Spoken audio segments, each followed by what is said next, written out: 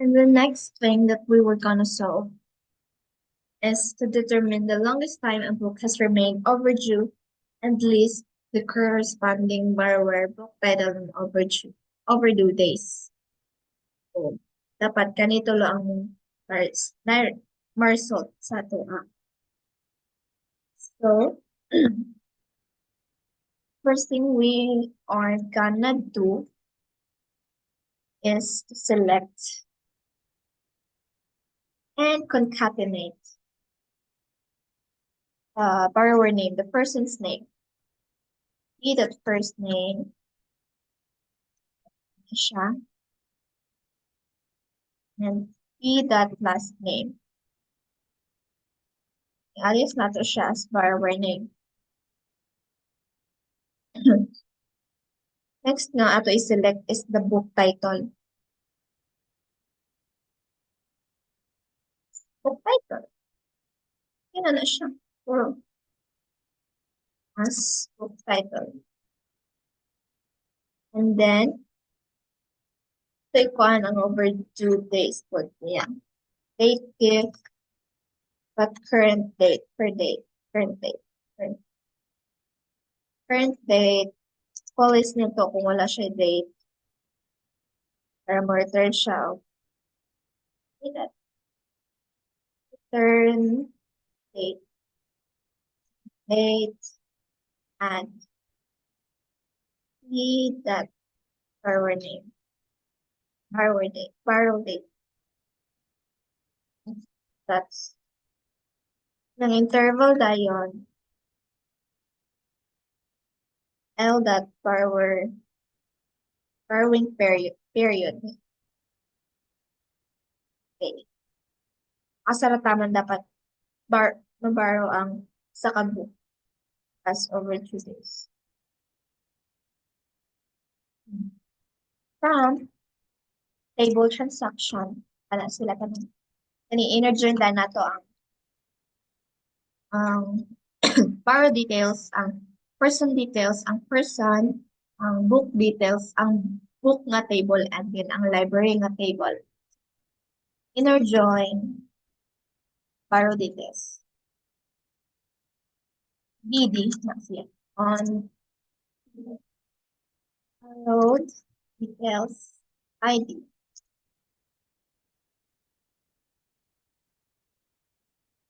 Next nga inner join, person details. Person details, PD. On PD ID. Also, PD dot person details ID. Next is ang person. Inner join person P on PD dot person ID is equals to P dot person ID. Tama? Then we have the inner book, inner join book. Book details. B naman.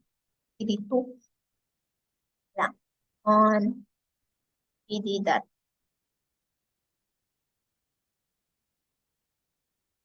also BD2 dot book plus ID.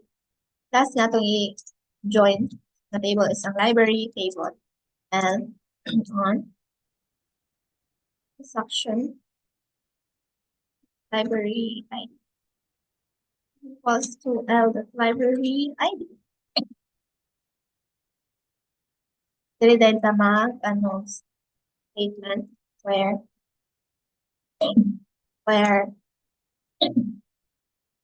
the status was to overdue. Overdue.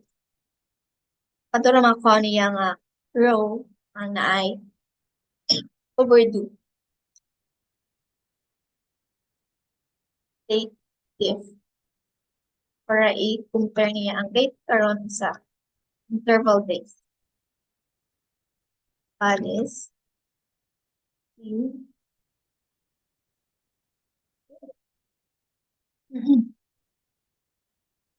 Then date add na pod. First ito niya taas.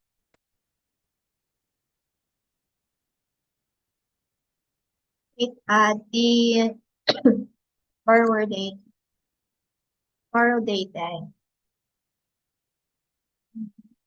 verbal dial, period. Okay,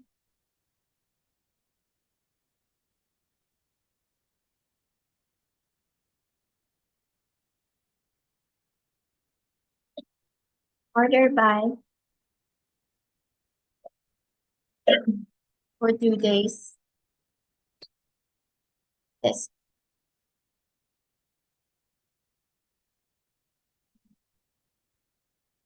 is one lang.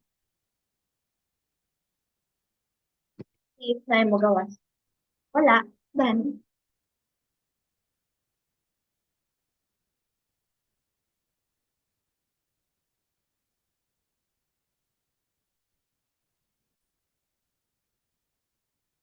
oh, kaya na to go.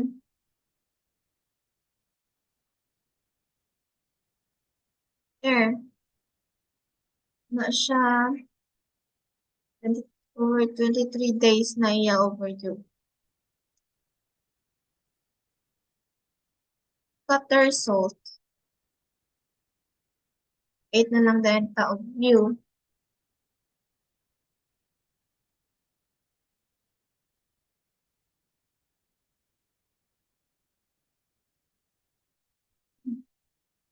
Okay.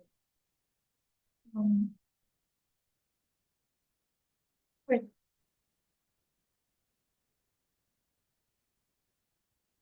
for the books.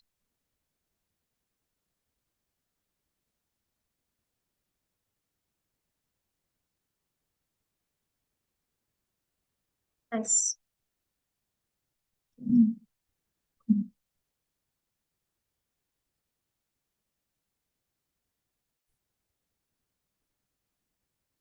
Where he must have create by overdue books. Create procedure na po. For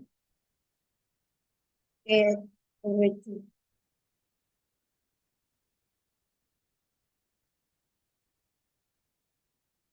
Of course, dili malimtan ang delimiter. Ang begin. Kaya na sila. And delimit.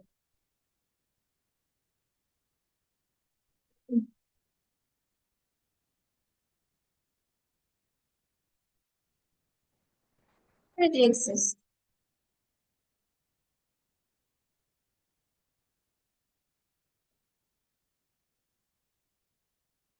There, mana, that's for number 9 problem. Number 9.